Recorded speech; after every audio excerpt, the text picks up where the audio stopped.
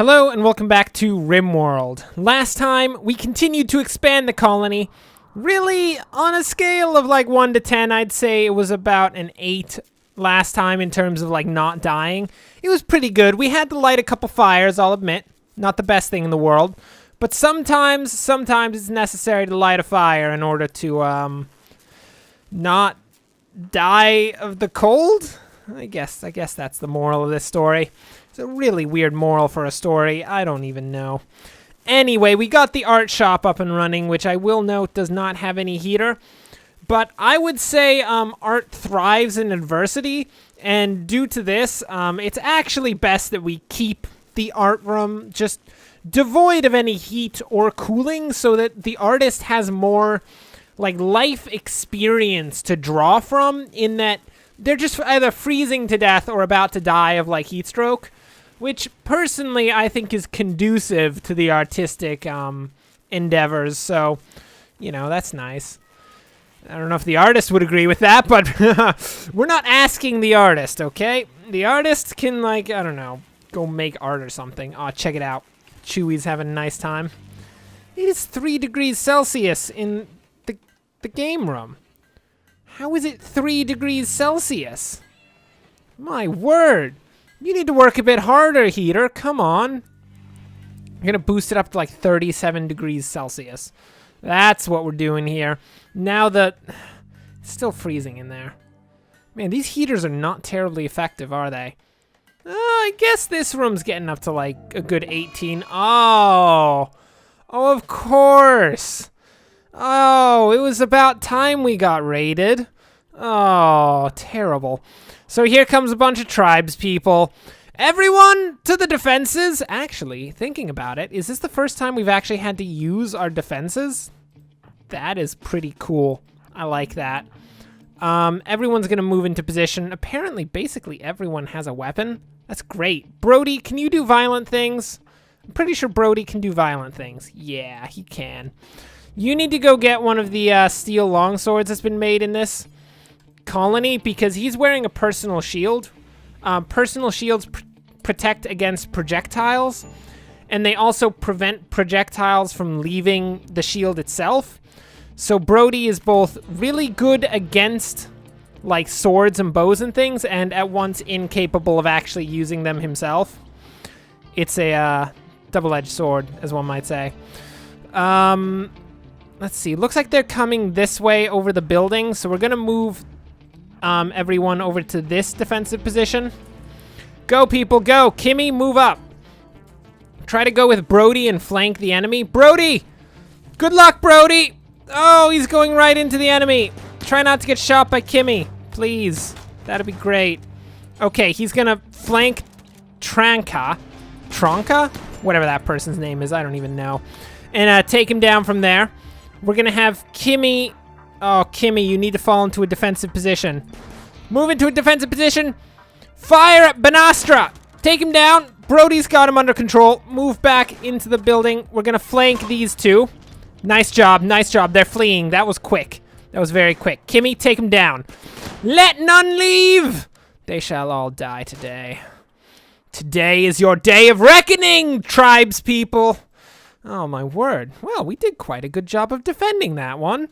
Actually, only 2 people got injured, and they were the forward defensive people, which is quite nice. I mean, usually a lot of people get injured in these kinds of situations. I'm quite happy about that. Good job, everyone.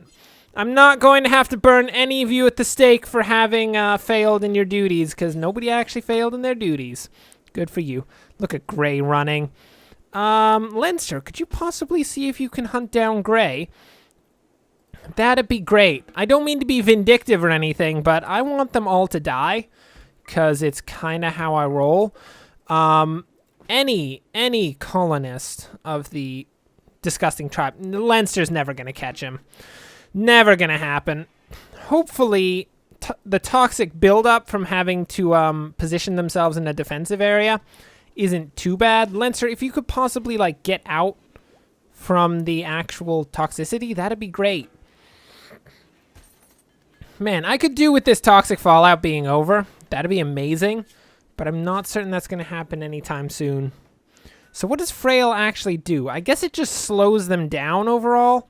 That's probably what Frailty really does. Looks like Ninja is making an unfinished wooden sculpture. That's nice. We're going to put that in someone's room. I don't think there's a wooden sculpture made yet. No, not a thing. Perfect. Well, okay, that was nice. Something terrible has happened. I feel like there has to be a quota for terrible things that occurs to our colony. And when it's not met, I get concerned. Because that usually means that all of the terrible things are going to happen at the same time.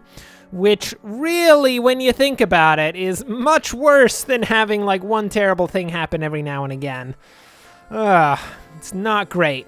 At the very least, we got like, what is that? A couple hundred pemmican? Do we even want a couple hundred pemmican? I mean, I feel like it's lackluster food, and we have a bunch of nice meals here. Although in saying that, we do only have like 28 meals left for the entirety of winter. So having this pemmican is probably a good thing when you think about it. Well, okay. So, in terms of just the colony in general, things seem to be going well. What happened to our fox? Do we still have our fox? Did he die? I think our fox is dead. Oh, wait, he's right over here. Somebody go save Zenaida!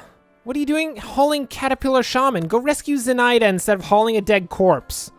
I mean, I appreciate the fact that you're hauling the dead corpse, but I think our fox is a bit more important than that. Dreamweaver is apparently suffering even more from carcinoma. She's in remission in the very least. Is that a form of, cancer? Kind of sounds like a form of cancer. Oh, geothermal power. Oh, yeah, that's how you do it. What else can we get out of here? We could get a mortar to completely overkill our defenses, but at the same time, I don't know about that. We could get IEDs, machining, moisture pumps. Turn wet ground dry. Okay, I don't know about that. Multi-analyzer allows colonists to build multi-analyzers which increase research speed and allow higher-level research projects if placed near a research bench. Sounds nice. I think hydroponics would actually be a good idea.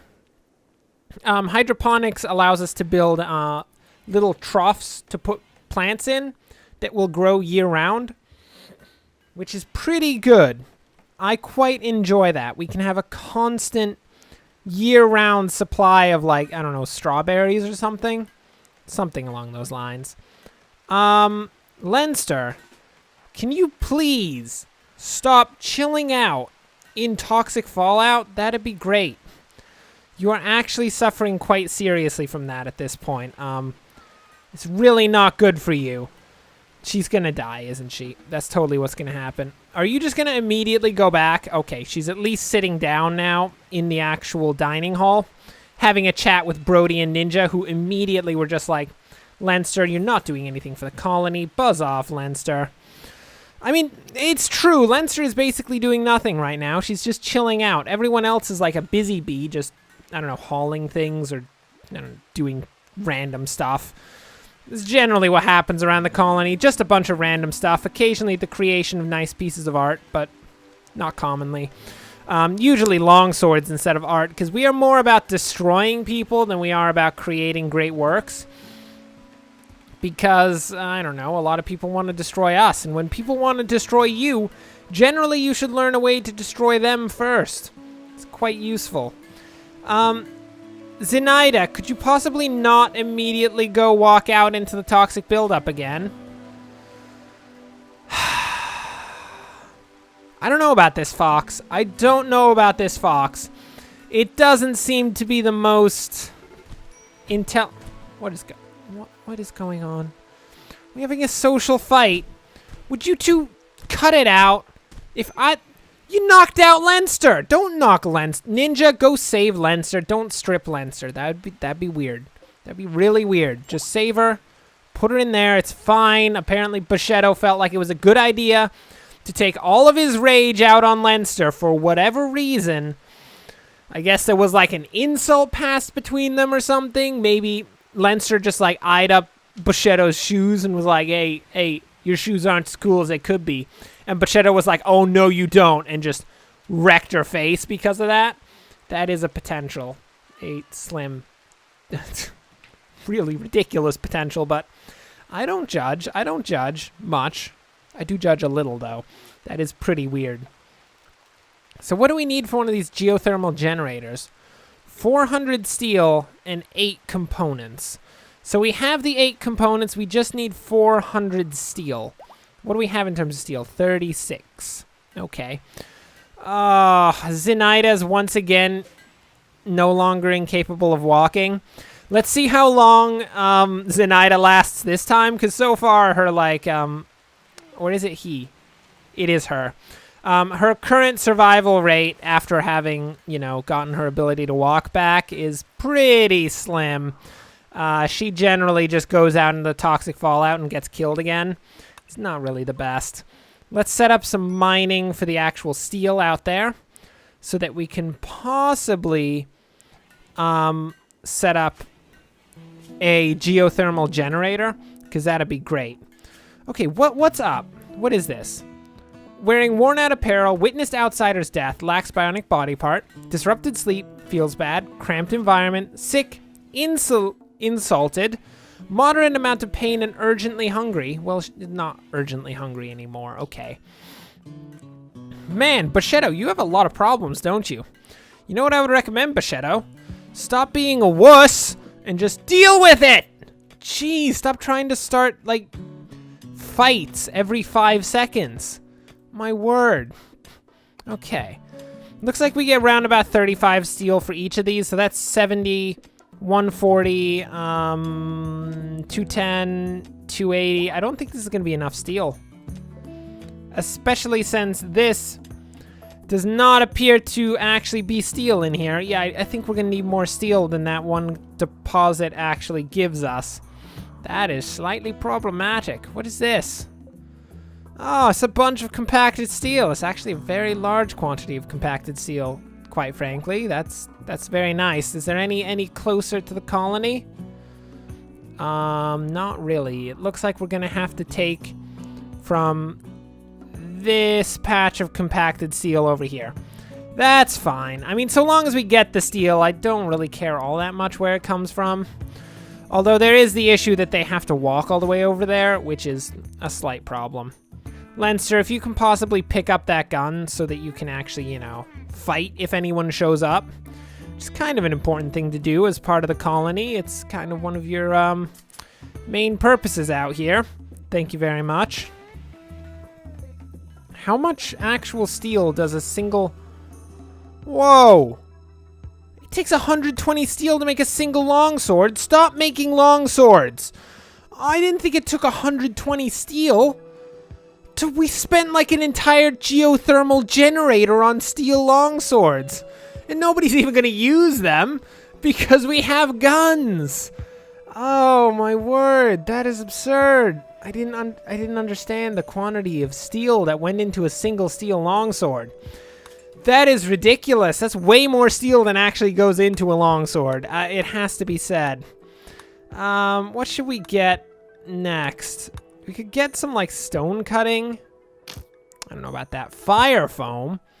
Allows the construction of fire foam poppers, fire safety buildings which spread fire retardant foam in response to encroaching flames. That sounds nice. I like that. That could potentially save us from numerous forest fires, which just constantly destroy the colony. Looks like Zenaida was in fact downed once again by walking out into toxic fallout when, you know, Zenaida should have been more than aware of the fact that the toxic fallout was likely to kill her because, I mean, it's not the first time it happened. It's probably not going to be the last time it happened either, but, you know. Okay, so we got the geothermal plant set up there. We're going to hook it up via wire back to the colony. We'll probably have to set up defensive positions exclusively for this geothermal plant. Or, I don't know how enemy attacks actually work. I think if we were to build walls around the geothermal plant and, like, make a pathway up to the colony, we could potentially prevent enemies from getting to the geothermal plant. In fact, we could build, like, a room around it. Not certain that that's actually a thing that we can do because I think, I'm not certain that you can actually put a geothermal plant in a room. That sounds a bit dangerous. I don't know what sort of fumes come out of a geothermal plant, but it's probably not any fumes you want lingering in a room. I imagine there's at least 2 or 3 different carcinogens in a geothermal plant, and I don't think Kimmy or Chewy or Ninja or anyone, even Zenaida, doesn't want to get cancer. Although Zenaida really seems to be actively trying to get cancer by going out into a bunch of toxic fallout, because clearly Zenaida is an intelligent one. It's really not the case. Zenaida is not... I don't know. Look, let's not talk about Zenaida. Zenaida is a bit too much. Does she have obedience training? No. We are trying to train Zenaida in obedience, though. That is a thing. Looks like Leinster's at a mental break. I'm going to elect that probably has something to do with the fact that Buscetto punched her in the face the other day. That's probably not conducive to a nice continued psyche. At what point is this fallout going to end? My word. I mean, it's really not that big of a deal when you think about it. It's not great, but it hasn't, like, destroyed the colony or anything. The colony's actually working quite fine under the stress of the toxic fallout because we've been so proactive in setting up roofed areas everywhere. It's brilliant. We should probably set up... There's this one roofed area here that isn't actually built. I think we need a support wall over it or near it to deal with that. So we'll just put a support wall there. Have we finished this wooden sculpture? Ninja? Ninja? What you doing? Digging compacted steel? Can you finish your piece of art instead? Because I'd like to have a piece of art and to put a piece of art in someone's room. Probably not Leinster, because Leinster, I believe, is an ascetic.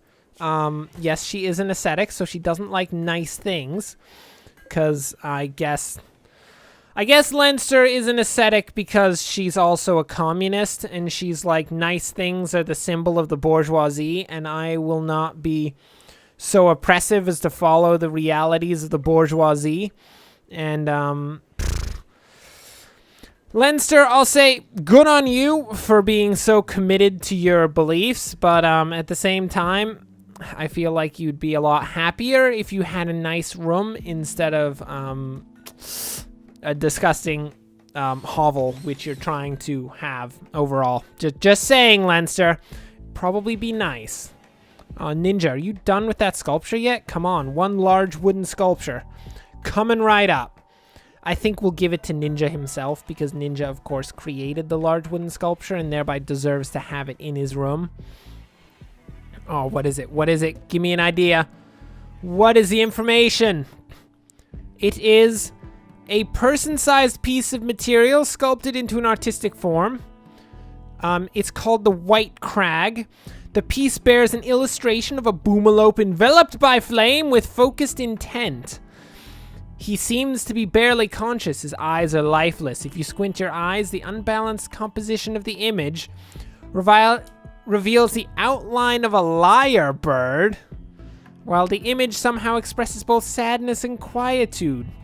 This depiction tells the story of a boomalope catching fire on the 6th of winter, 5499. Have we been... What is that even referring to? I don't think that's referring to anything that actually happened in the colony, because I don't think we were around in 5499. I have no clue what they're on about, but Ninja's going to get that piece of amazing art, which apparently looks like the outline of a lyre bird, in his room. What does a lyre bird look like? Is that something that we should generally, you know, have art in the outline of? Ugh, it's kind of weird. There we go. The lyre bird statue is now up there. I thought that was supposed to be depicting the fight against the boomalopes down here, but that had to have occurred this year in 5501, so I don't know what Ninja's actually on about, but I'm gonna give him his artistic license and he can do with it what he wants to. Anyway, for now, that will bring us to the end of this episode. Thanks for watching. If you enjoyed this, like and subscribe. Next time, the Great Colony continues. We'll see what next amazing piece of art Ninja is going to build. We should have our geothermal vent actually completed, as we see that Kimmy is already seriously working on it. Let's see if we can speed it up to get this done before we end this episode. But in addition to that, we should be probably expanding our crafting abilities to potentially get something that we can actually sell outside of like beer and stuff. Kimmy, really? You're gonna go to... Okay, we'll see the geothermal vent next time. Anyway, until then, thanks for watching, and of course, as always, enjoy the rest of your day. Volcanic winter? What is this? A distant supervolcano has erupted and begun spewing millions of metric kilotons, cubic kilometers, of ash into the atmosphere. Ash in the atmosphere will obscure the sun, temperatures will drop, and plants will suffer from lack of sunlight. It could pass in a few weeks, or it might last many months. Thanks. Thanks, anyway. Until next time, thanks for watching, and of course, as always, enjoy the rest of your day.